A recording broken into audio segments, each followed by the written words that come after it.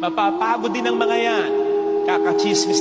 Kapag ikaw ay nasa tama at katotohanan, lalaban kang parang agila sa uwak, maniwala ka. Paano bang lumaban ang agila sa uwak? Kasi ang uwak, sasakayan sa agila. Ayan, katulad yan. Pagsakay niya sa agila, tutukain yan likod ng agila. Pero yung agila, pansinin po ninyo, ay, hindi makikipaglaban ng head-on yan. Hindi pipiglas yung agila at haharapin yung uwak. Total, mas malaki naman siya, mas malakas naman siya. Hindi. Ang gagawin ng agila, hindi mababazar yan. Lilipad lang ng lilipad yan. Pagkataas-taas, pagkataas-taas.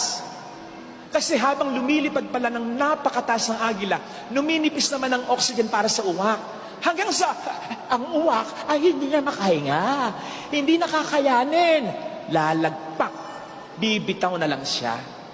Kapatid, ganon ang paglaban sa mga